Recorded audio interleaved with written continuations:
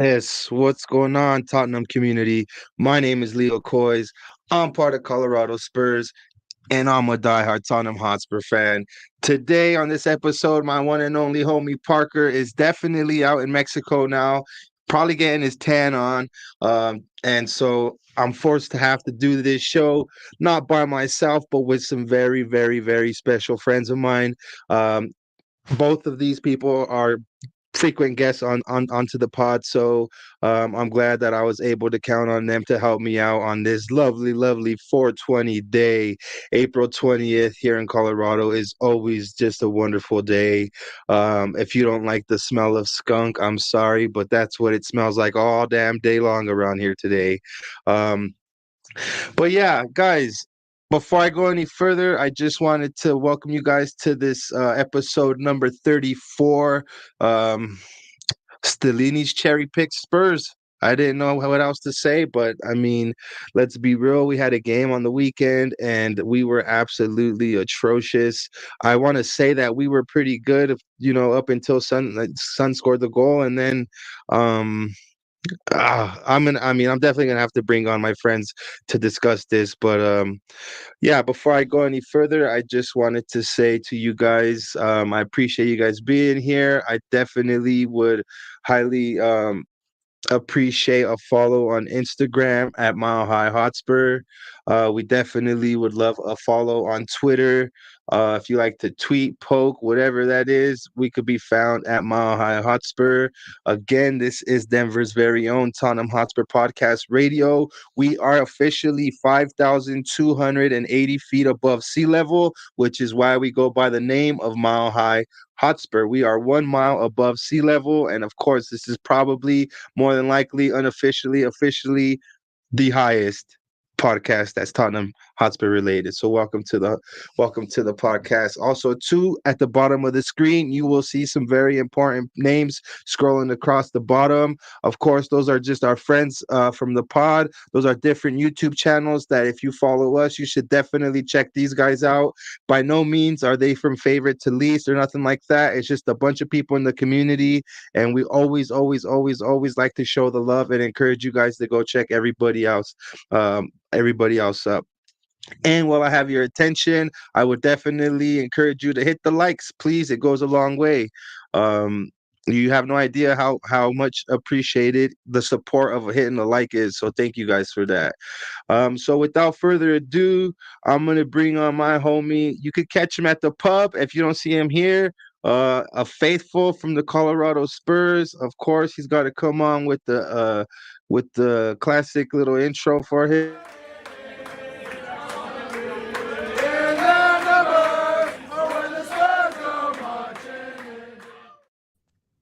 Yeedo. What's going on, my homie Brent? Hola. Not much, man. Just another week where I feel like we're talking about the same shit.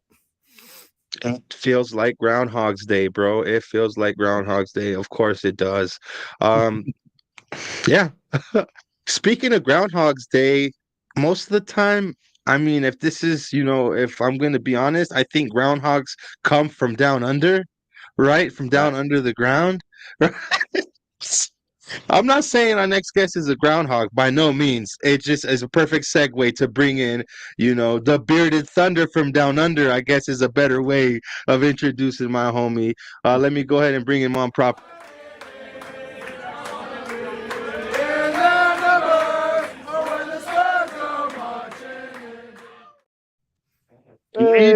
Yeedo. Paul, what's going on with you, my homie? Man, that was the ropiest fucking segue I've ever heard, man. I loved it though. Yeah, same old shit, eh? Sometimes they just gotta roll off like that, bro. You know what I mean? You gotta go with it. You know what I mean? Big up to you, my homie. Thank you for joining. No, So yeah, I want to say what's up to just a couple of people here. We have Bobby K in the building. What's up, my homie? Big up. Bam, that goes for you. And then Hotspur, big up. Hotspur, he says, big up. Leo, big up to you. My sir, big up to you. Big up, big up. And then there goes these two fellas saying big up. And look at here. We have Aaron Dove. My man, I haven't seen you in a while. Happy 420, gents. Been mile high all day. Come on, you Spurs. For those of you that don't follow me on Instagram, at Leo COYS 1882, I posted this video of Shakira. Brent, I don't know if you check out my Instagram or not, but I posted this picture of Shakira, or this video where she's like doing this little shimmy. And guys, let me just tell you, I'm so in love with this lady Shakira. I put COYS, right? If I had to choose between Tottenham Hotspur and Shakira, and I put ... I put COYS. Come on, you Shakira. We're riding in the Fiat, baby. I'm picking you over them all day long, the way shit is right now, right? But Paul, so how you been, bro? It's been a minute since you've been on the podcast. I appreciate you coming back. What's been new with you, my man, besides the abysmal displays Tottenham has to offer?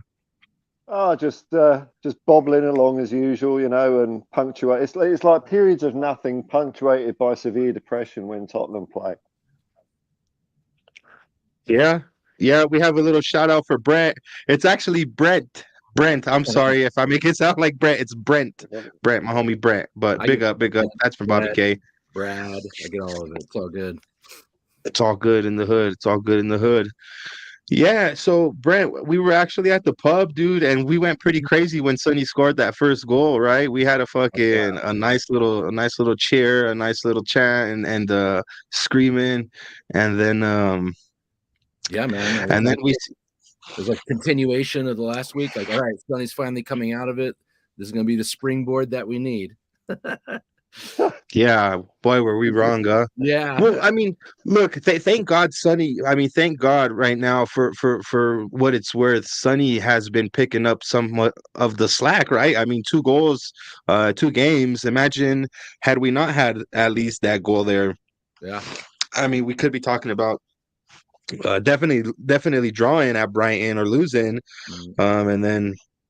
Well, we all know what happened with Stellini's fucking cherry pick Spurs on the weekend.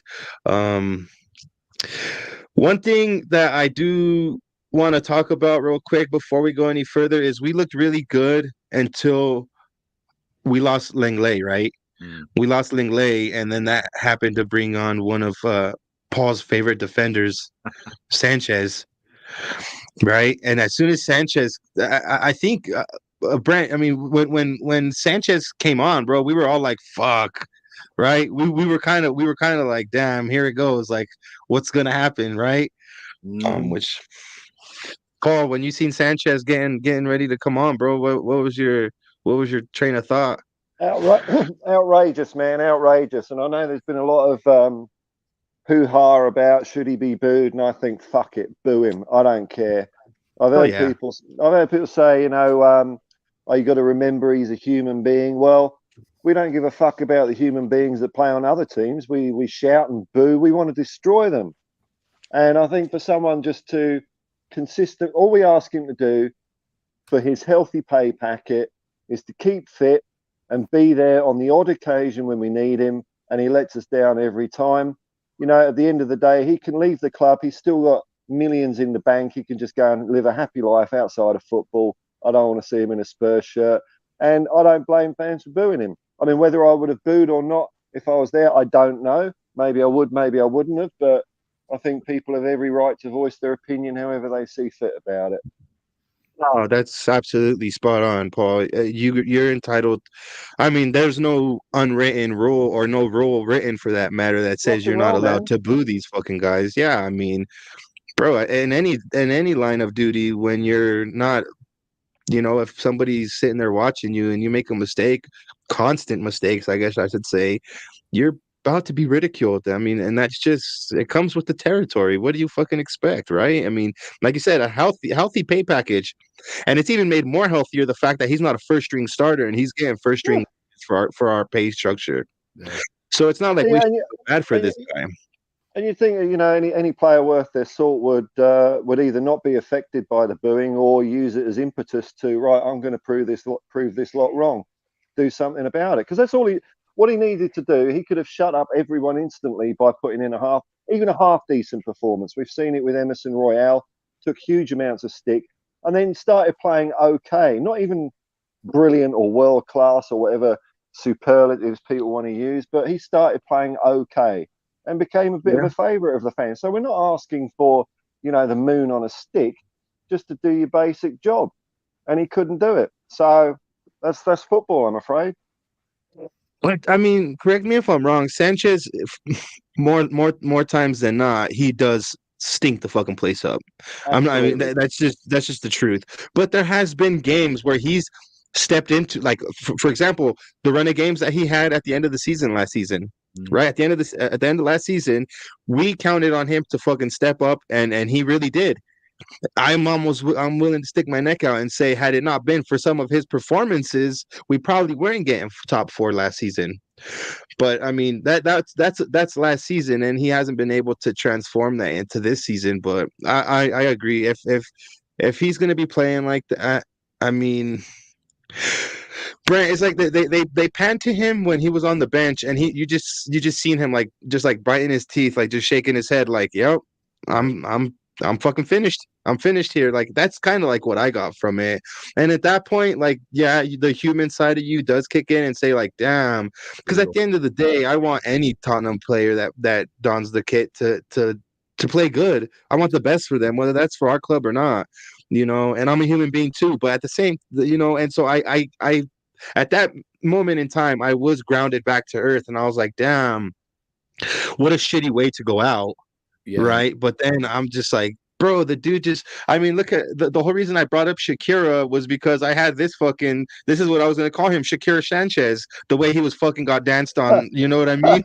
The way his hips were fucking moving around. So, I mean, and it's true, the dude fucking got danced around like he was fucking dancing like Shakira, and it's a shitty way to go out. And it's almost like, you know, the game with Ndombele when he walked off the pitch. Like, you don't want to be remembered your last game for something like some bullshit like that, if I'm honest with you. That's just how I feel. But besides just Sanchez, Brent, do you think that, like, the overall outcome of the game was more or less Tottenham again bottling it, or did Bournemouth actually play a good game? I think they had more possession than us. I think the Bournemouth manager even came out and said after the game, like, we were in control of the game. Tottenham, and I'm just paraphrasing, and Tottenham, you know, were dangerous on the counter. Anytime you're dangerous on the counter is because you're letting the team attack you, and you're waiting for your chance to fucking, you know, you're waiting for your chance to attack. What do you think? Is it more Bournemouth, or was that just us being shit still?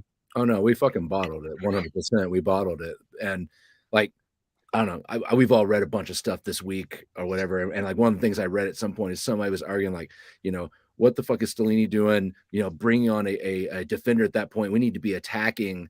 And I'm thinking, like, have you watched football at all? Like, we were up at that point, and it was still really early in the match. There's no need to bring on an attacker at that point. So some of the people arguing for that, I think the defender was the right choice. Was it the right defender? It's not like we have a lot to choose from right now. What we could have had Tanganga on the other side and slid everybody the other way instead of sliding left, and maybe one of the other guys goes out there on that side. I don't know. We really didn't have a lot of other options, but I don't know. I mean, I kind of agree with Paul in that I mean, he gets what he gets. It was a little bit brutal for my taking. I don't think I would have been as harsh on him personally, but I'm ready for him to get the fuck out. Like, I mean, it's just, you know, this is when we all groaned when he came on at the pub. Everybody's like, oh fuck.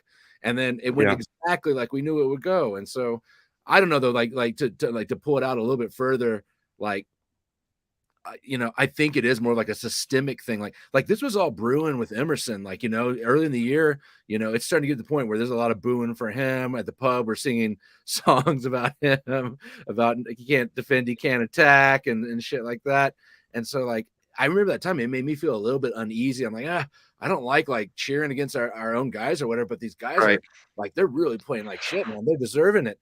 And so, but then Emerson turned it around, and he had a month's worth before he got hurt, maybe, of good performances. And so he had a good run of games. Then we got back on his side. I feel like Sanchez is a continuation of that frustration that is the systemic frustration of the reason that we're having to play these guys. And this is why I'm trying to take a little bit of it off of Sanchez. Well, it's not his fault that we're having to keep playing somebody who's not up for the task. Obviously, the problem is how things have been managed. And so I don't know. We'll probably get into that later. But I went this weekend from just being kind of moderately pissed off at Levy and just management in general to being like, you know what, like this thing is fucked until something happens up there, and we know that's probably not going to happen anytime soon. Yeah. The only question mark in my mind about booing Sanchez is it doesn't quite sit right in my stomach that I want to be sure that fans don't just boo black players more than they do white players. For sure. And that's from my experience as being a fan in the 80s when there was a hell of a lot of racism at football games, much less so than from Tottenham fans, by the way, much less so. But to say it didn't happen at all would be bullshit. So what would really make me feel a lot, and also like the song they sing about Sol Campbell hanging from the tree, that just doesn't fit in my mind well at all, that sort of imagery. But the way I would feel completely comfortable with the booing would be if they give Eric Dyer as much shit this weekend, then I'll feel happy. It's like okay, it's we're all the same, we're all equal. If you shit, you get booed. That'd be fantastic. Yeah, throw Poro in there too. We got everybody. Yeah, real quick. If I see any questions in the comments, if I don't bring it up, don't feel bad. I will star them, and we're definitely gonna talk about them.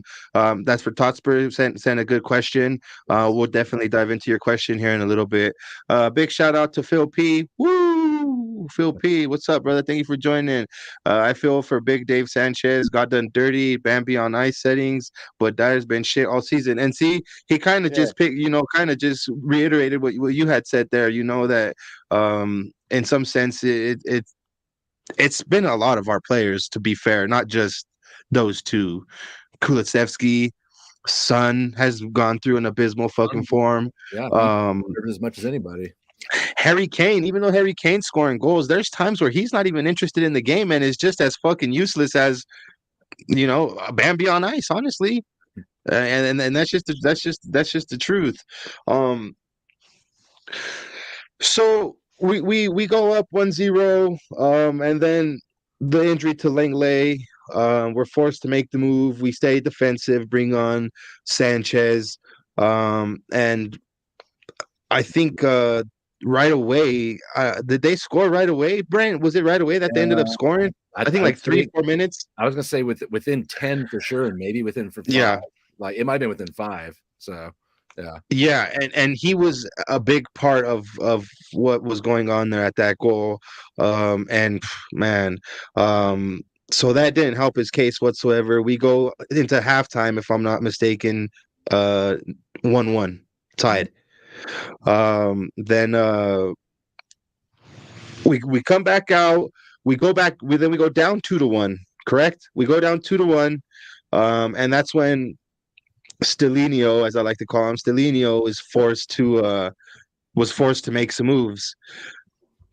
I have to say, the way we played football after we went down 2-1 was some of the most interesting, some of the most attacking. It reminded me so much of watching Spurs play many years ago, before Poch. It kind of broke down almost to like a 4-1-1-4, right? We had the back four. We had Højbjerg just in front of them. We had Kane just in front of Højbjerg, and then we had Sonny, Richarlison, Danjuma, and Kulusevski all on the attacking front. Now, I'm not saying we should try this formation out every game, But I'm gonna tell you guys, it was definitely interesting to watch that go down, right? And it's kind of weird because you put your best striker, you have to drop him back because he's the only one that's capable of making that ball, you know, of sending that ball in and picking one of them locks. Well, after that, we're constantly then Richarlison had a goal disallowed. Richarlison had a header that I think either one of us three probably would have made had we had that opportunity. And then Danjuma scores a goal. That's another topic of discussion for another. Like, we can have a whole fucking podcast on that. What's going on with Danjuma? You know, like, why was Lucas preferred? And now that, you know, the two times Danjuma is able to actually play comfortably, because he didn't come on in the 86th minute, right? He didn't come on with 4 or 5 minutes left. He came on with some good amount of time, and he scored a goal. He came on against Preston or Portsmouth, one of those two, and he scored a goal on his debut. A lot of people say he hacked it. He hacked it, whatever, but he scored a goal. He scored a goal on the weekend too. Is that something we should probably look into, Paul? I mean, do you entertain him being in the lineup? Well, it's hard to say. I mean, because we haven't seen enough of him, have we? And I mean, what's his goals per minute ratio? He must have something outstanding. He's only like played half an hour and he scored 2 goals. Yeah. What else does he? what else does he have to do? But unless the coaching staff are seeing something we don't see, that maybe he isn't that great, I don't know. But I haven't a clue whether we should, take the option to buy on his loan or not. It's a mystery why we went swooping in, pinching him off Everton at the last minute for just to have him, warming a seat on the bench. I don't get it. But whenever he's come on, it's unfair. Sorry to cut you off. It's unfair to him, Paul. Honestly, exactly, he could have went to Everton and had game time day in or week in and week out. Except for, I mean, he chose the bench. Oh yeah, he's just been sold some old bollocks, hasn't he, by Tottenham, which we did to Jed Spence as well. And I don't know, like the times he has come on, like even when who were we playing the other week? Was it Brighton? When he came on, and he was all he did was run around, and that lifted everyone's game. So I don't know. I mean, I suppose strictly speaking, the jury for me would still be out because I haven't seen enough of him, but I would question why we bought him if he's not good enough. That's the thing. Doesn't make no sense to me either. If anything, I feel bad for that gentleman more than I do Sanchez, right? Because this guy is one that wants to be wearing the kit and wanting to put in his shift. And it's an unfair situation for him all around. So like I said, Richarlison had a couple of chances. We end up getting a goal from Danjuma. And Brent, at this point, bro, I think we're all thinking in the pub, like, this is it. Like, we could do it. Like, let's fucking go out there and get the victory. And then I hear my friend Patrick say, and I think he told you, he said, you know what? I wouldn't put it past Bournemouth. I'm paraphrasing. He said, I wouldn't put it past Bournemouth to score a goal. And lo and behold, bam, they scored a goal on us. A wonderful counterattack goal. We had all of our, I think there was maybe 3 defenders back there, or there was 3 players back there. Two. You would think Hugo could probably have done better, but at the end of the day, that young fella from Bournemouth put it in a good spot. The only spot that is probably, a guaranteed goal, and that's hitting the side netting. But let's just be real. When that ball went through, and he was lining up his shot, I just told myself, for fuck's sake, I can't believe this. And for the rest of the game, I just had my fucking face in my hands because I was astounded. I was left in awe the way we were playing, so beautiful, attacking for the majority of the second half, for it all to just be thrown down the fucking drain with a play like that. And we were all pissed off, right, Brent? The pub went, we yelled, and then it was just like dead silent words. And you're right. It was Patrick said to me, he said that, and I was like, I thought to myself, I was like, I wouldn't have said that out loud. And then they scored like a minute Immediately or something. Yeah, immediately. And I patted him on the back and didn't say anything. I think he did. He was quick to get out of there. Patrick, if you're watching, bro, it's all love, my homie. Like, yeah.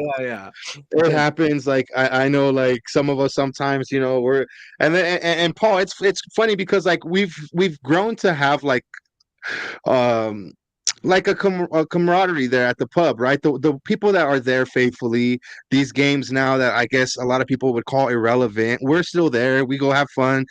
I'm even tempted to say, when we sing, the little bit of us that are there, when we sing, we can out sing that fucking full bar because we fucking get into it. You know what I mean? And there's like a fraction of us, but yeah. And then it went to fucking crickets, Paul. At the end, by the end of the game, it was just, you could have heard a fucking mouse fart. That's how fucking quiet it was. Well, the way I experienced the game, because I was working in the Uber that night, so I had MileHIgh Hotspur's watch along, and in between passengers, so I'd pause it when I had some drunk person in the car, and then they'd get out, and then I'd press play on the MileHIgh Hotspur. So it took me 6 fucking hours to get through that whole game, and the difference, like at the start, they were really upbeat. The first 10 minutes, it was like, yeah, go, and by the end, Sean was smashing up his apartment as usual, or the place he lives in. It was horrible. But what you're saying about the 4 at the back, we did the same against Sheffield United. We played for about 10 minutes with 4 at the back until Romero got sent off, and we're so much better. Because if you think about it, like when you're playing 5 at the back, so you got 6 players. Over half of your team is devoted to stopping a goal going in. And guess what? 4 or 5 of them are absolute dog shit. They're just taking up a space on the pitch. So if you have one less shit player, you can have one more decent player up front. Of course you're going to play better. And why we don't do that more often, I don't know. Maybe we'll have to now. Is Langley going to be out for a while, or I don't know. What's the story? He's out this week for sure. Okay. Well, we have to go 4 at the back, and the only 2 times I've seen it this season, with that Brighton game and the Sheffield United game, and when we did it, it was almost enough to make a difference. But we didn't quite do it for long enough, or we're always sloppy at the back, so we let people in, especially down the right hand side. But I hate 5 at the back football with a passion. I've seen it for 2 or 3 fucking years at Tottenham, and I can't stand it. It's got to be 4. Or if it is 3 at the back, then not 2 other people, just 3 at the back, 5 in midfield, and 2 up front. That's it. Yeah. Big up to Scott M. I want to say big up to Scott M. I hope you're doing good. He says, we don't have decent players. We take off a defender, and it's a shit player that comes on. Facts. And we didn't play better with the 4 at the back on the weekend. We looked worse. Yeah, I mean, for me, it was just interesting. It was just something new. I think the fact that Stellini actually did that, it showed some sort of, it was different. That's all I could say. It was different than the fucking shit shows we've been watching with 5 or 3 at the, however you want to skin that cat. You know what I mean? I really think it causes confusion when your players are not very good anyway. If you've got 2 centre halves, it's pretty clear what the roles are and who should be going for a ball or who should be going for an attacking player. When you've got 3, you've got that sort of corridor of uncertainty. Is it me that does it, or is it the person next to me? So I think if you're already crap, having 3 will just make you exponentially crappier. Especially if one of those crap players doesn't take charge and lead, right, and be a leader, and solidify that. Big up to Callum. Callum says, let's put 9 at the back, son up front, Forster in goal. Scott M comes in and says, these players are just so awful no matter what formation we play. Scott, you're right, bro. You're right, my homie. It doesn't matter how you fucking line us up. We're gonna be shit for the rest of the season, guys. Let's just fucking face that if you haven't already. And so yeah, I mean, I'm gonna wrap up the whole fucking Bournemouth game. We got beat. It is what it is. Bournemouth nicked the point, and I mean, rightly so. It is what it is. Which brings me to Todd Spurs' question: how do you see us stop the slide down the table, Brent? I don't think we do, to be honest. I I mean, all you can do is one game at a time, cliche answer, whatever. Yeah, if we somehow beat Newcastle and United, then we can start talking again. But if we don't beat both of them, like it's over. Like as far as and even then, it's still a shot in the dark. Like I mean, just like for a coin flip. I mean, who knows? So, yeah, I don't know what we do. We don't have the players to do it. We chose the wrong manager to be the interim manager as well, as far as I'm concerned. And, it just keep on going up the list of things that we've done, bad decisions we've made in the last, 6 months to a year. So. Carl, how do you see us stop the slide down the table? How far down do we slide? Well, who we got? So Newcastle, Man United, Brighton maybe get us. There's another team in there. Aston Villa are looking Aston Villa. Good. Yeah, Villa. We are pretty far back with games as well. So, but it's possible. You never know.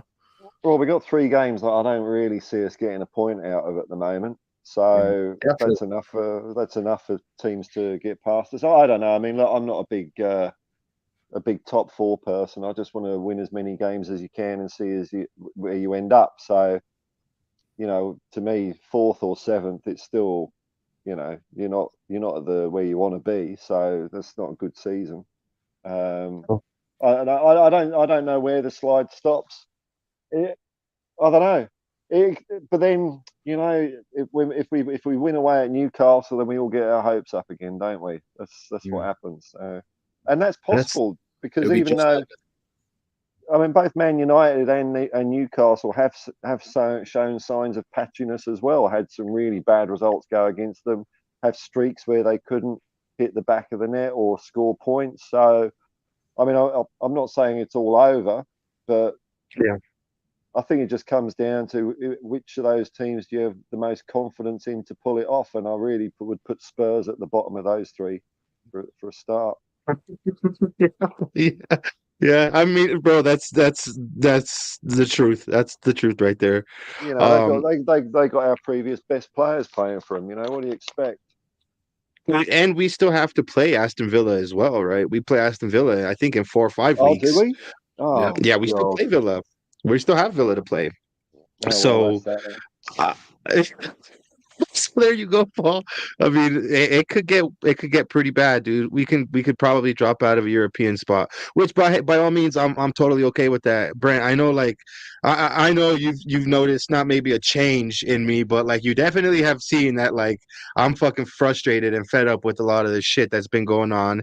And before, when we would chat about a lot of shit, we would go really into depth. The whole pub, the whole bar side there where we sit, would definitely dive into some good conversations. And now, like, I just exclude myself from the conversations because, like, I don't want to, like, spew out my bad fucking juju, right? Like, fuck it, just leave me out the fucking club already. Like, it all starts with one man. You know what I mean? And so, like, it's just been hectic, and it's been a fucking downfall. It's been a spiraling downfall for a while.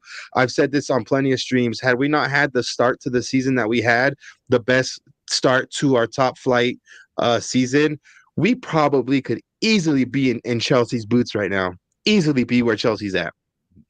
And that's, and thank God that they're where they're at, because I can't stand them. But you think of Liverpool, they're gone. They're gone. Yeah, they're gone, and then thank God they just got beat by Real Madrid. I know, Brent, you and I were texting that day, and I was like, "Fuck it, go Madrid!" Right? I'm all day long. But Madrid could beat Chelsea all day long.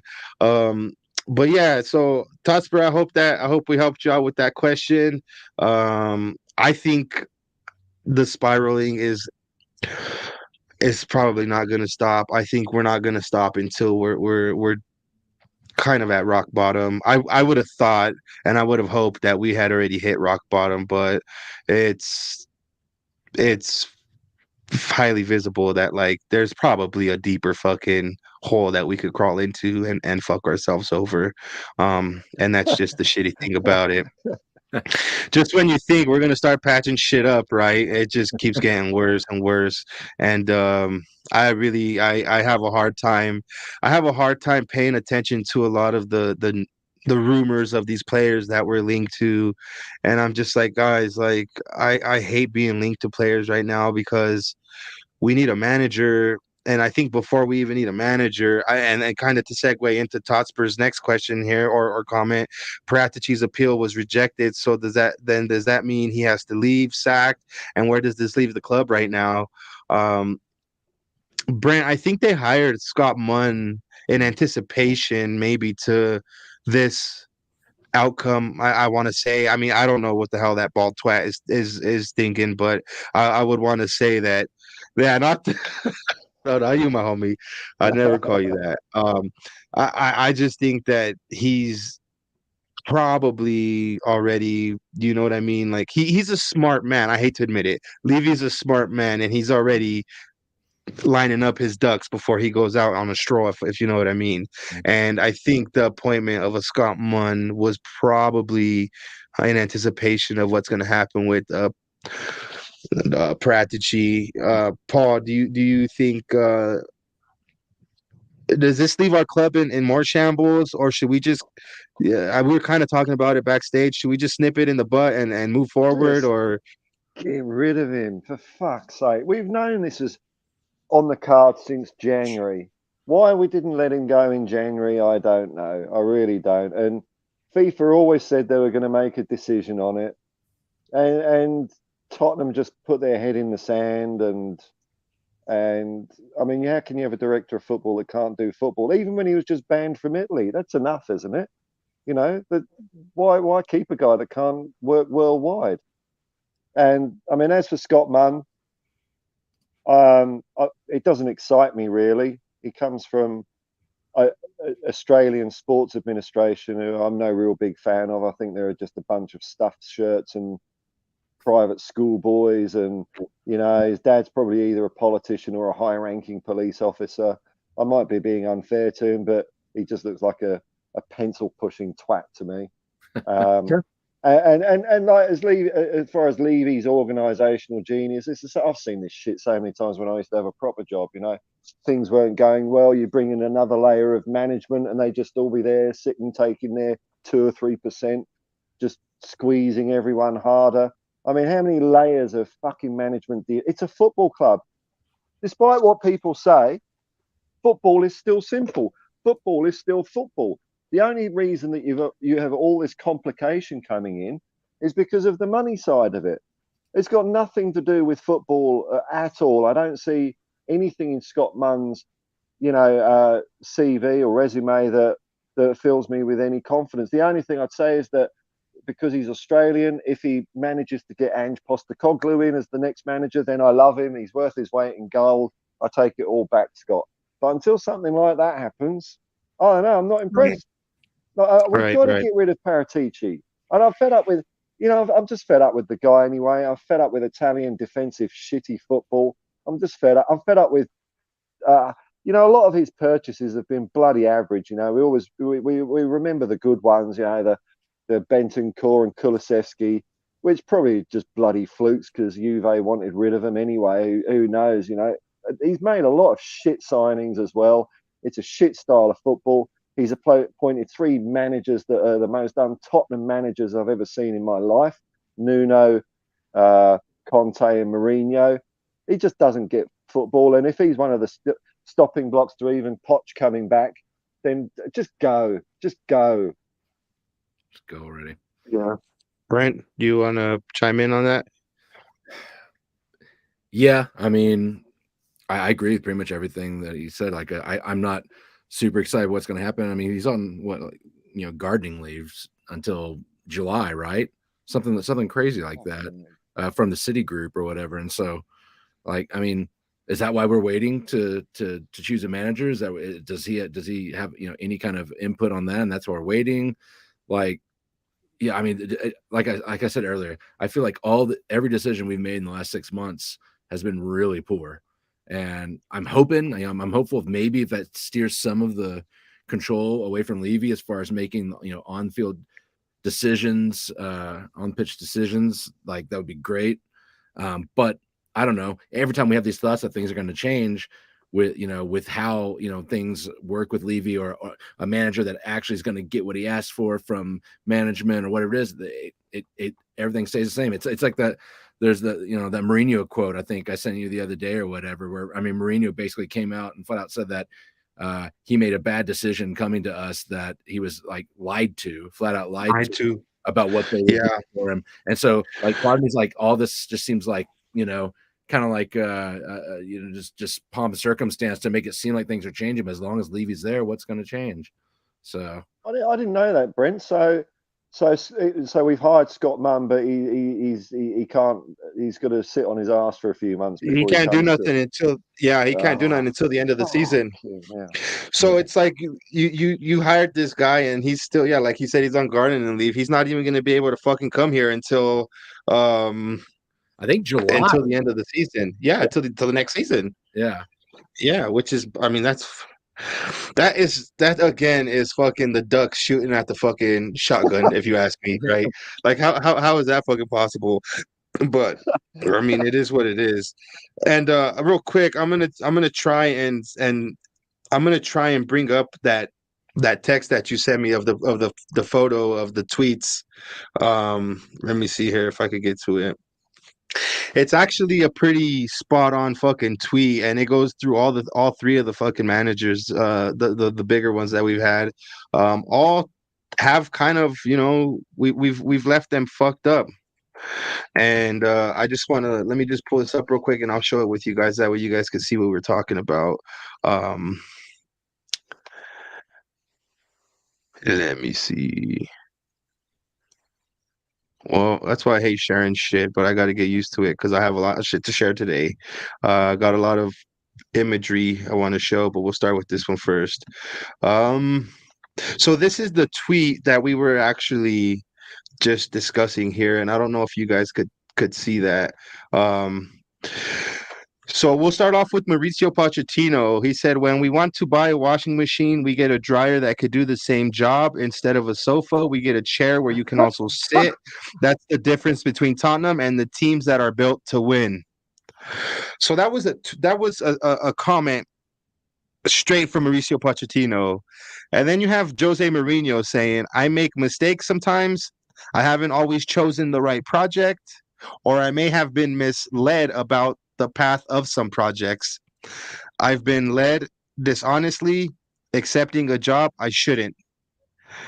So I'm pretty sure that's when he was talking about Tottenham. And then you have Antonio Conte, the most recent one, saying they can continue to change managers, but that won't change the situation. So that there right there is, I mean, that's arguably three of the better coaches or managers of the most recent era. Pochettino started it all for us basically recently, and you know, we would have thought that Jose Mourinho was going to be the one that led us to the promised land, and then that fell through. And I mean, I think I speak for the lot when I say we kind of probably thought Conte was going to lead us to a trophy as well, where these two guys couldn't. Real quick, we see Jacob sitting here. Big up to Jacob, my homie. I hope you're doing good. Big up to you. Conte was poop. Well, bedtime for this old fella. Have a great night, everyone, and remember to hit the like button, folks. Big up, Bobby K. I appreciate you, brother. You get some very good and well-needed Z's. And just like the homie said, please hit the likes. I would definitely appreciate it. It does go wonders, and it does work a lot for the algorithm. And if that's a way you can support the channel, we definitely appreciate it. Well, I mean, we're kind of at a crossroads now, you guys. It's almost as if, you know, Brent, I think you said, you don't. I don't exactly know the words because it was a minute ago, but I think you said we don't know what's going to happen next, either a manager or what are we waiting for, a manager or something like that. I think what it is we're probably not appointed. We haven't appointed anybody because we're trying to find somebody that really wants to join our club. I don't think any of the people that we've talked to have even wanted to fucking to join us, right? Let me bring up some other stuff here, you guys, real quick. And we're kind of gonna dive into just a couple of little news things that I was reading today. And I want to get your guys' opinion as well as the people in the chat. There has been this rumor going on, and I want to see how you guys feel about it. The report says, here, let me just go ahead and cut that out. I'm sorry. Basically, Chelsea have been in contact with Pochettino, right? So, Poch to Chelsea, and this is from before I get it wrong, let me just make sure. From the Spurs web. So credit to the Spurs web. Some of these quotes I'll pull up are from there. Poch to Chelsea. Lily Whites have not even contacted their former boss about the possibility of coming back to the club. So he hasn't even been offered or talked to or been mentioned, or he hasn't even been contacted. Pochettino. Pochettino is seen as one of the main contenders for the Chelsea job, and the West London club have reached out to him already about replacing Graham Potter. It will certainly not go down well with Spurs fans if the club pass up on Pochettino only to see him take over at Chelsea. And this is news that has been kind of, been brought to us within recent days, but these quotes here from the Spurs web are actually from today, a couple hours ago. How would that, Paul, how would that make you feel if we don't even contact this fucking guy? But yeah, he goes over to Chelsea and is managing the Rent Boys and all these fucking 100 million players. Well, and that makes him a contender, bro. That makes him a contender right away. Well, like, everyone knew that Conte was going when his contract was up, was it? Let's just say that's the 1st of June. It might be the 1st of July or whenever it is, but there's some date where we knew Conte was going. So the only thing I think that makes it acceptable for Tottenham not to have hired a manager so far is if they've been in contact with a manager that doesn't want to leave their club before the end of the season. And I'm cool with that. And I think that kind of speaks well of the manager that's the target as well. And the only two I could think of really are Vincent Kompany and Ange Postecoglou for that. If we end up getting someone who's free at the moment, but we don't... What was that? Oh, if we end up getting someone that is free at the moment, like a Nagelsmann or a Poch, then I think the club have been totally derelict, because we could have got one of those two in immediately, or well, especially Poch. We could have got him in as soon as Conte goes. We could have got Poch in. He's a free agent. If Poch was to go to Chelsea, well, I'm sorry, but I hope he fails dismally and Chelsea get relegated. That's the way it goes. I mean, I think Chelsea are in much, much, much bigger trouble than people realise. When you try and... This is what happens when these rich people come into the people's game and start fucking about and trying to be clever, So old Todd Bowley thinks he knows a bit. Well, I'm sure he thinks he knows a bit about football. He sees the fair play rules and thinks, I'll just sign players on 8-year contracts, then I could amortise it over 8 years and we can get around the rules like that. Well, if you end up with a shit player, you've got that shit player for 8 years, you fucking idiot. So that's why I think Chelsea are really, really in the shit at the moment. And I could see them going down, which would be fitting because they always were an average club. Their support base is one of the most detestable bunch of scumbags you could ever come across. They're either born to rule rich Tory bastards or bother boy skinhead, racist, Nazi thugs. They've got a history of going to away grounds around England, drawing swash stickers and all that bullshit. their support base isn't big enough to sustain the position that Abramovich put them in, no matter what way you slice and dice it. And I think when the trophies dry up, all the Johnny come latelys will fuck off somewhere else. So I think whether Poch goes to Chelsea or not, I think they're fucked. And if he goes to Chelsea, then well, you know, he can have a shit blot on his resume there and fuck him. That's the way it goes. Yeah, I agree. But I'm very disappointed. Spurs have not even talked to him. I mean, I don't think we should ever have sacked him. When we sacked him, I just couldn't believe it, because we'd just been in the European Cup final, and it's like, okay, the team's getting a bit old and ragged. We need to rebuild, and instead of backing him by sticking with him when we couldn't buy players, they got rid of him, and it was atrocious. And everything since we did that has been an absolute mistake. So, I mean, if Poch came back tomorrow, I'd be happy. But no, if he goes to Chelsea, sayonara, Poch. Yeah, I'm not gonna lie. I get emotional with Spurs. I really do. And like when we lose the cup finals, like I definitely will. I cry. Like I really do. When Sonny won the Golden Boot the way he did last season at the pub, I shed some tears. I cried when Pochettino got canned. You know what I mean? I cried when Jose Mourinho got canned, just because it was almost like forecasting just like the hardship that's like still to come, knowing that like we were so high up, and now it's like, damn, we're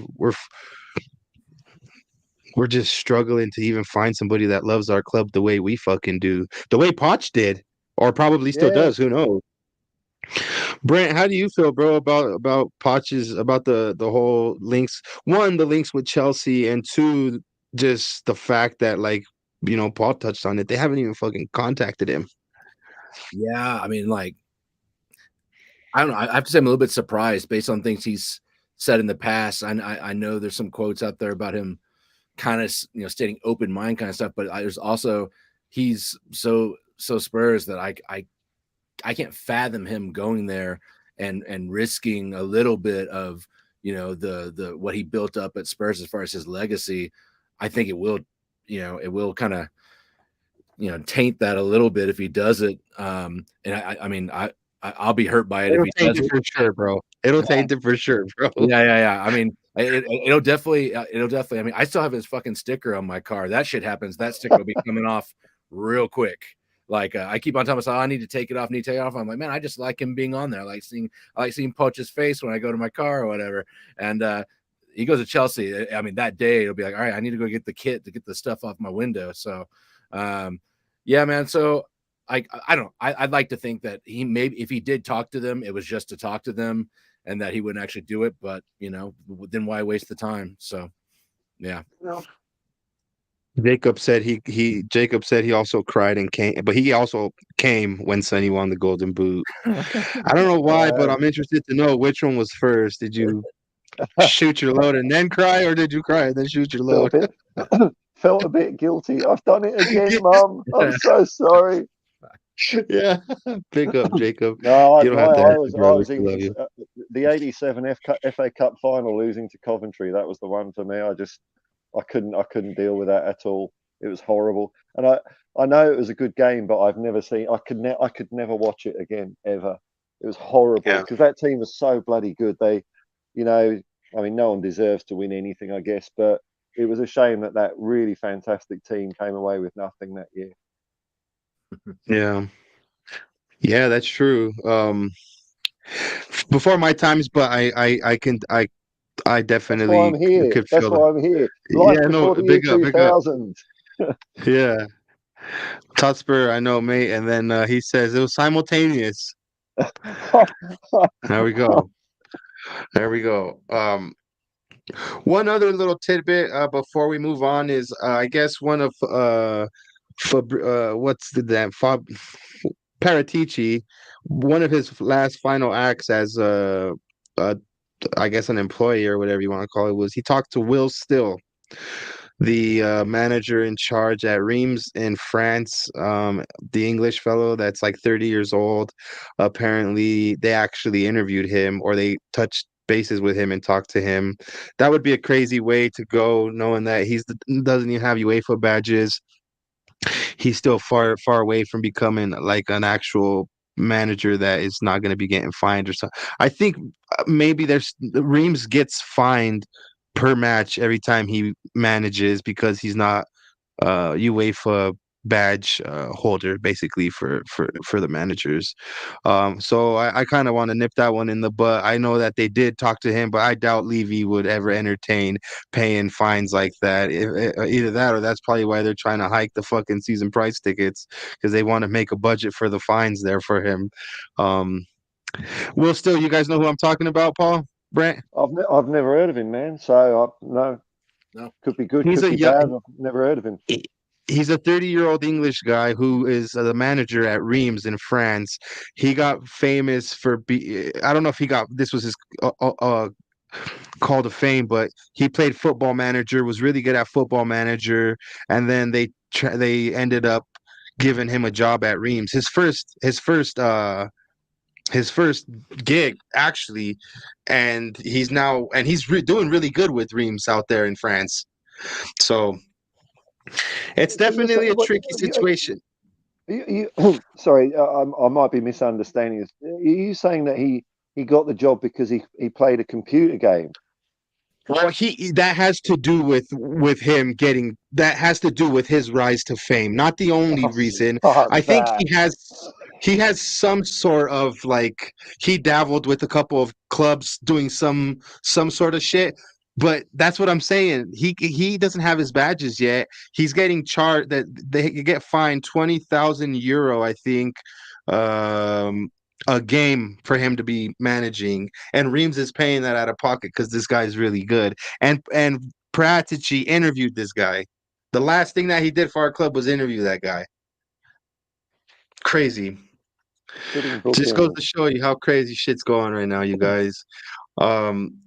We are coming up on the hour mark. I have about 20 minutes left. I have a game for us to play, but before the game, you guys, I wanted to bring up something funny that happened to me yesterday.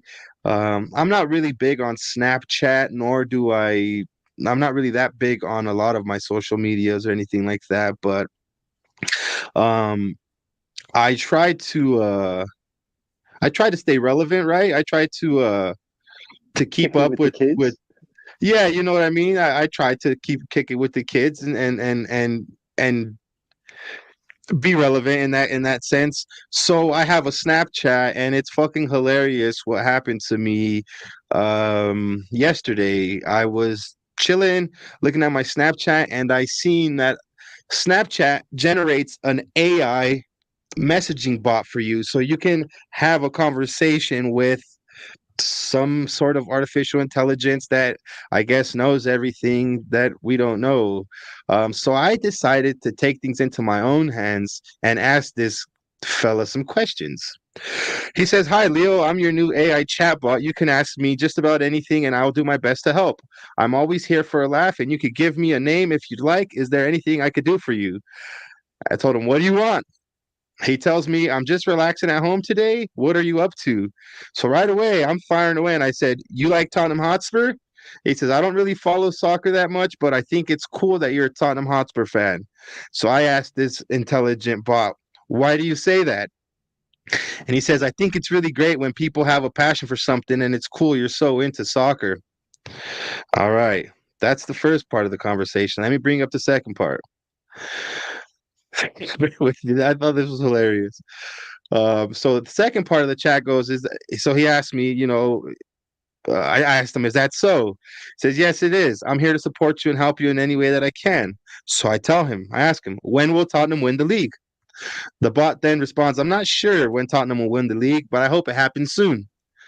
So I tell this bot, I ask him, "Are you a Gooner?" And the bot says, "I don't have any particular team affiliation, but I enjoy watching soccer and appreciate the skill and athleticism of all teams." So me, being a Spurs fan, I said, "That sounds like something a Gooner would say." So the AI bot says, "I'm sorry if my response made you think that I'm a Gooner. I'm not a fan of any particular team, but I do enjoy watching soccer games and appreciate the hard work and dedication that all teams put to the sport. All right. Well, that was it. I have one more page of that conversation to go through, right? Just bear with me. This is the better of the 3 pages. So I told him, "Can you do me a favor?" The AI bot says, "Of course, I'm happy to help you if I can. What do you need?" I told my AI bot to fuck off back to Woolwich. It says, "I'm sorry if I've done something to upset you. Please let me know if there's anything that I could do to help." And that's when I erased that motherfucker from my goddamn chats because I don't want no gooner ass AI in my chat. You know what I mean? Oh, man. He said, "Pull up my tweet and show the pause." Your tweet? Where's your tweet at? Do you mean? Let me see here. Jacob saying his tweet. Is that your messages or? Patricia can work from home, prison cell. Sorry, I'll wait to see what he said. What he tells me. But so basically, that was my conversation with an artificial intelligent bot. Paul, what do you think about that? There, now these bots are fucking. Now these bots here are gooners. Oh, you're gonna get me started on. You're gonna get me started on the many things in the world today that I find to be contemptible shit, and AI is one of them because it's not even fucking AI. It's a fancy computer program. The day AI can suck me off and make me a cup of tea, then I'll buy that it's doing something intelligent. Until then, I'm fed up with hearing everything is AI. AI. No, it's not. And people are having their lives governed by these bloody things. They're having things sold to them by these programs. These programs tell them the hours they should work, the KPIs, the meaningless box ticking they have to fill in just to make some fat cat at the top even richer at your expense, exploiting your labour. I'm not a fan of AI, and I'm not surprised that they support fucking Arsenal. Yes. So I shared this with my homie Jacob, right? I told him, "Hey, bro, look what this AI bot here said." So I think he actually went and he wanted, the AI bot got to him as well. So I'm gonna actually pull up his real quick. And this is let me know if you guys can see that good there. Yeah, so he asked, when will Daniel Levy sell the club? And he says, "I'm not sure when Daniel Levy will sell the club, but I do know that he's been the chairman of Tottenham for a long time, and he's been very successful in that role. It will be interesting to see what happens in the future." To where Jacob responds, "He makes a lot of money, yes, but he's not successful at helping us on the pitch." So his bot says, "I can understand why you might feel that way, but I think Daniel Levy has done a lot to help Tottenham be successful both on and off the pitch. He's overseen the construction of a new stadium, which is one of the best in the world, and he's also helped to bring in some really talented players over the years. Of course, there have been some ups and downs, but I think that overall he's been great chairman for the club." One of as to where then Jacob says, half of YouTube who covers the team would be very upset you said that. And then his bot says, "I'm sorry if my opinion differs from others who cover the team on YouTube. Everyone is entitled to their own opinion, and I respect that." To where he says, "Fair play." Again, the bot says, "Thank you. It is important to respect other people's opinions, even if we don't always agree with them." What in the fuck is going on with this world today? We have Gooner bots and we have Levy inners. Jacob's bot is a Levy inner. It doesn't even act like a human being, because if that was a real conversation on the internet, within 2 seconds it'd be, "No, you're a cunt. No, fuck you. Instead of the civilized, bland, corporate bollocks. I tell you what, the world, it's almost the second the world ticked over to the year 2000. Everything turned to shit. Everything. Anyway, sorry about that. No, you're good. You're good. Let's see here. Let me just go through some of these here. Brilliant, Paul. Yeah, so just to go through some of these comments, laughing my ass off. I thought it was really funny. My bot is a gooner, and his bot is a fucking is a Levianer. That's what Arsenal fans would say. AI is real. It's because Paul, there's been like artists that are getting. There's been artists that are really upset because these AI machines are making new songs and shit, and they're just taking over the fucking world. It's crazy, horrible, man. Art is an expression. It's an expression of humanity, of emotion. And you know, you get these twats that just type a few loads of shit into a computer, and it comes up with a new Eminem song or a new painting by Salvador Dali, and they go, "Oh, isn't this cool?" No, because the person didn't do it. It was meaningless. It's crazy. Corporate Bollock says United Spurs of America. Yeah. AI using Kanye voice to make covers of songs is hilarious. It's fucking nuts. Imagine watching a game. Let's just imagine in like a couple of years. I hope not. We're watching what we believe is a Tottenham game against a Chelsea, but we're really watching some simulated AI fucking screen that they want us to fucking believe. Your score, Paul, down under is going to be 4-1 to Spurs. Brent and I are watching a 3-2 to fucking Chelsea. Everybody's getting a different version of the game. Hell no. That's fucking scary. What it'll be is I'll have my VR helmet on, and when I finish jerking off to Debbie Harry in her heyday, I'll just type in, create me a Premier League winning season for Spurs with excitement, and I'll just watch that. I won't have to watch the real thing anymore. What's the fucking point in that? Crazy the way it's fucking going, right? All right, guys. Well, we're about to dive into this game that we've been playing a couple weeks in a row called Who Am I? I'm going to bring up a player's career trajectory and an image, and it's up to you guys and in the chat to try and see who it is. Let me just I wish I had AI help me with this shit. Excuse me. I wish I had AI to help me to run this here so I wouldn't have a hard time doing it. I'm going to bring up this one here first, and then you fellas need to see if you can guess who I am. So I started my career at Newcastle United in 2006, and I went to Stockport County. I've played for Bristol Rovers. I've played for Norwich. I've played a couple of times for Celtic, Southampton, and Spurs. This is a little tricky one. I could give some clues. One being he started his career at Newcastle. And two being he's still a Tottenham player. If anybody in the chat would know. Is there another line under that says where he's loaned to, or is he still on Tottenham's books? He's on Tottenham's books. Wow. Well, it's not Carter Vickers, is it? Because Celtic have purchased him. So this one here is not Cameron Carter Vickers. No, he's too old. Is it?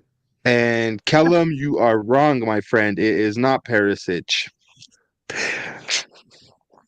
Well, again, another Carter Vickers. It was a good shout. It is not Carter Vickers. This player in particular just came to Spurs in 2022. It has 7 appearances for us. So that there narrows it down, fellas. We're talking about Fraser Forster. I just started looking at the Southampton line. I was like, wait a minute, was it Southampton the last 8 years? Yeah. I was just about to get there. So so obvious when you know the answer, isn't it? Yeah. Well, this game's going great, great, Leo. Let's crack on. Yeah, I got more. This one's probably the harder of the bunch here, so we could go with this one first.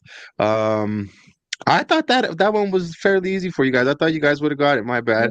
But this one here is probably for me would be the hardest one. Again, I started my career in Newcastle. I then went to Tottenham Hotspur. I've played in Italy, Scotland. I've went to Middlesbrough, Everton, Burnley, and Boston United. Full Gascoigne any day. Any day. What's your guess? Do you have a guess there, Brent? Man, that's before my time, so I don't know my late 80s Spurs late 80s Spurs history enough to know who that would be. Yeah, this one was an easy one for you, my man. This one definitely is Gaza. That one there is Gaza. Let me see here. Well, I knew that would be harder for Brent. I thought maybe I'd throw you a bone here, Paul. Well, you give me some old man questions. That's good. That's good. Let me see what I could pull up to kind of. Let me see here. This one's an interesting one right here.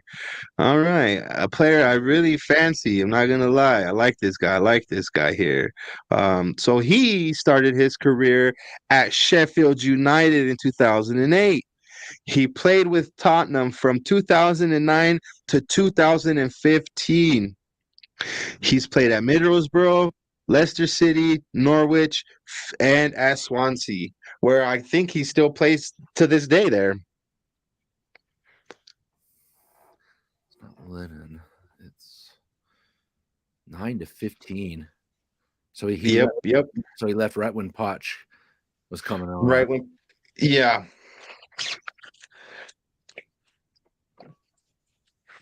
Norwich.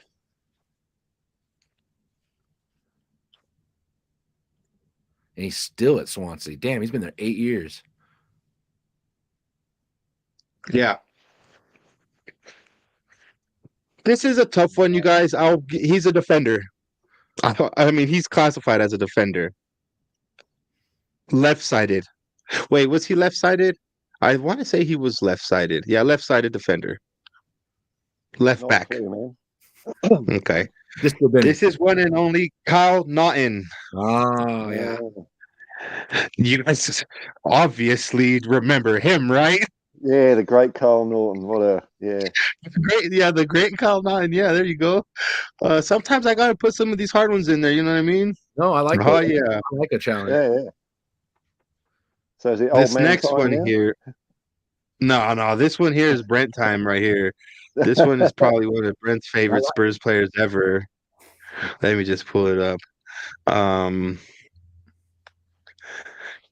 So this young fella here started his career at Real Madrid, played for Osasuna, Getafe, Valencia, Tottenham Hotspur, Villarreal, went to Turkey in Fenerbahce, back to Granada and Levante in España, where I think he still plays.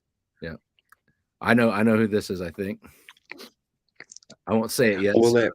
We'll let Paul have a guess. No, I'm clueless. So I'm gonna say this is Bob Soldado.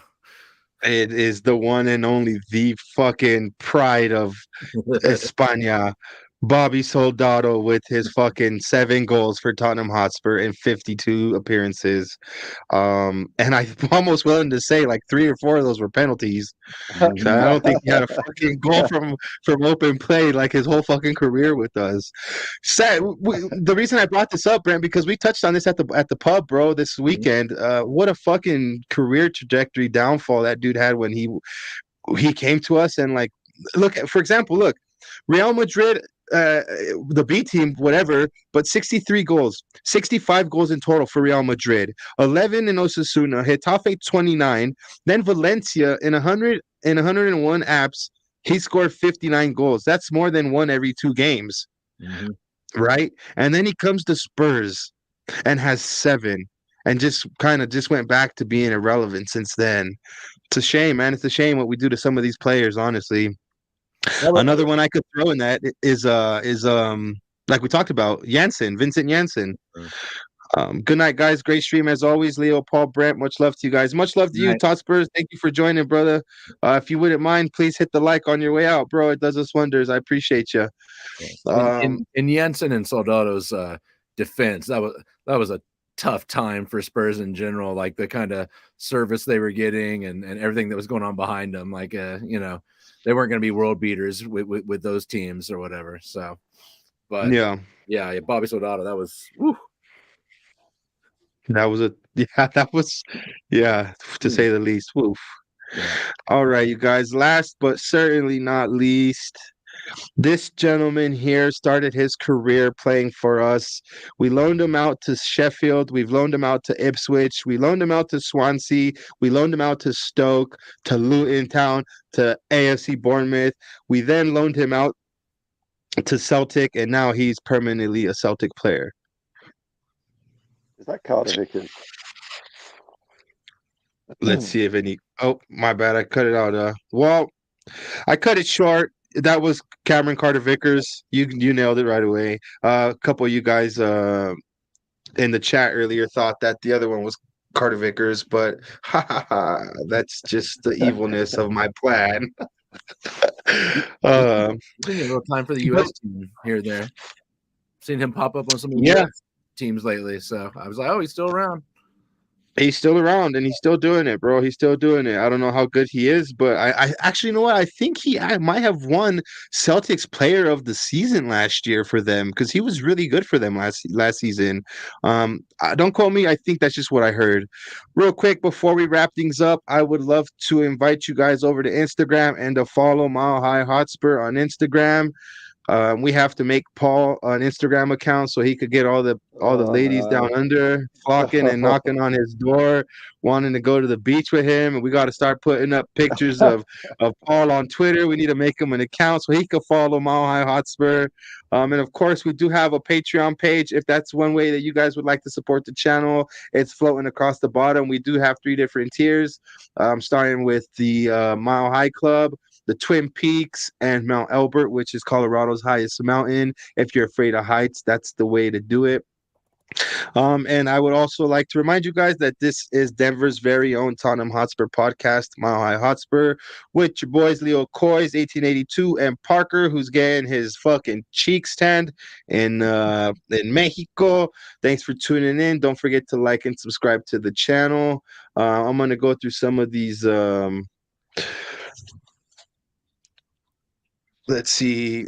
Bournemouth. Yeah, so he's doing well. He's coming. Cameron Carter Vickers is doing well. Great stream. Love you guys. Kellum, be easy.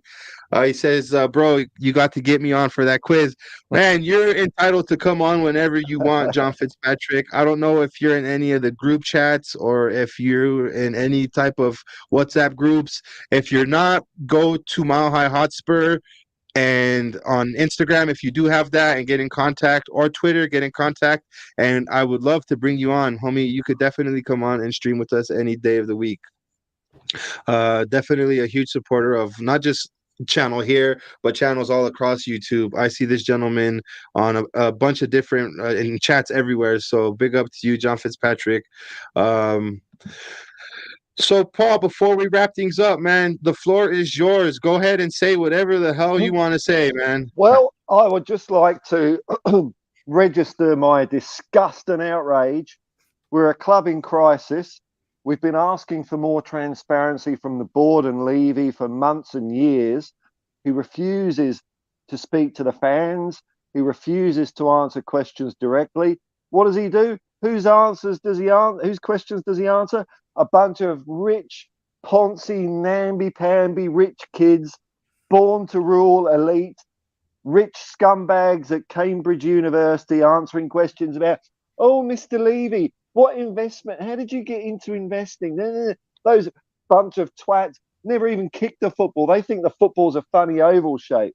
And I think it just speaks for his disregard for the fans, the people that really want to have some bloody answers out of him, that he completely ignores us and goes to a bunch of born-to-rule tops because, you know, that's what they do. They just kiss rich people's asses at places. And don't get me started on Cambridge Union and Oxford Union. Freedom of speech. Freedom of speech to them is just to have Nazis on like Marie Le Pen, Jordan Peterson, and the twats down the road at Oxbridge had that what's his name? Tommy Robinson. They're just a bunch of disreputable... They just want to keep the common man under their foot and take all the money off him. And that's where Levy's audience is. That's the crowd he wants to be in. He doesn't want to be in with football fans. We're distasteful. So to bring Tottenham back, I think we need to roughen it up a bit. Really get under his skin. Then he might go. Done. Brent, you have some pretty serious shoes to to try and fill coming next, bro. I mean, and the reason I'll give you the floor is, I mean, I know you guys don't have channels or nothing like that, and there's really no sense in, I mean, unless there's anything you want to plug, but I mean, go ahead, Brent, the floor is yours.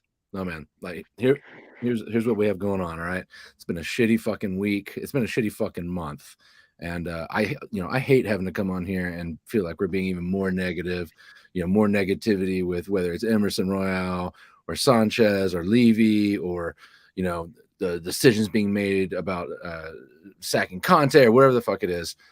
But with all that said, nothing changes. Sunday's going to come around. I want us to go up north, fucking figure out a win. I don't care if Davinson Sanchez has to have a winning header to win in Newcastle on Sunday. I want to win that match.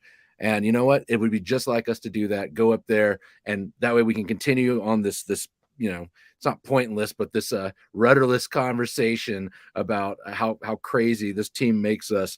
And you know what? I'm all for it, because I'd rather us be saying like, where was this the last 2 or 3 weeks, than to have another match where we look listless and completely out of class with everybody else. So come on, you Spurs, and let's get the win on Sunday. Classy, man. I could definitely appreciate that. I feel the same way. When the whistle goes, man, I hope we smash Newcastle, no doubt about it. Yeah. Likewise. Winner from Sanchez. All is forgiven. Yeah. But I just had the thought, are we gonna have to fucking start him on Sunday? We didn't talk about Newcastle, but is he gonna have to start?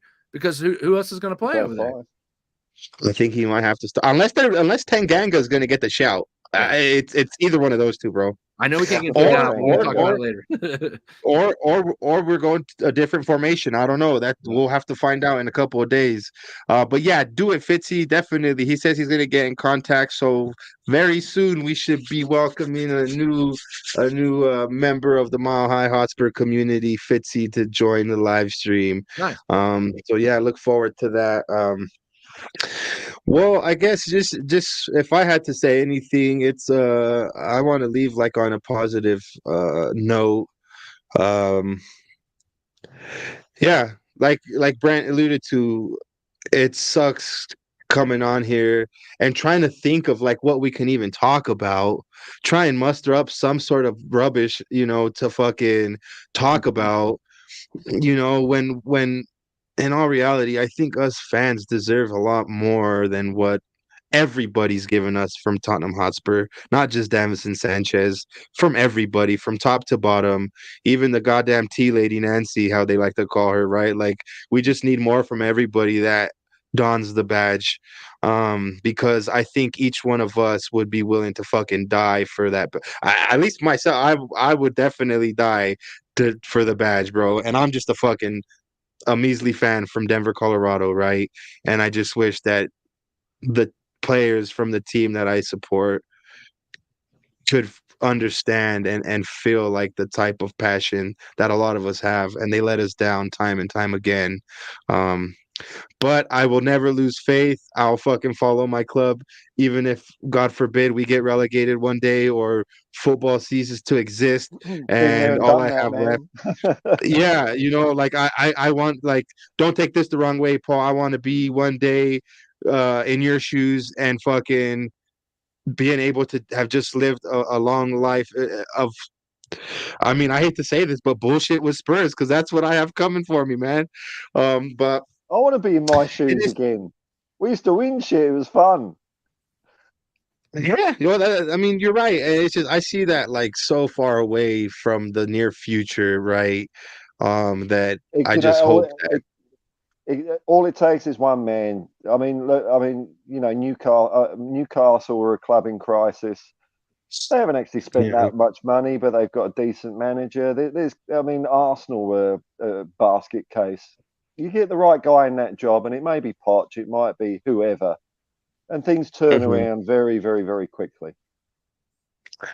Yeah, I'm just gonna keep being patient and wait.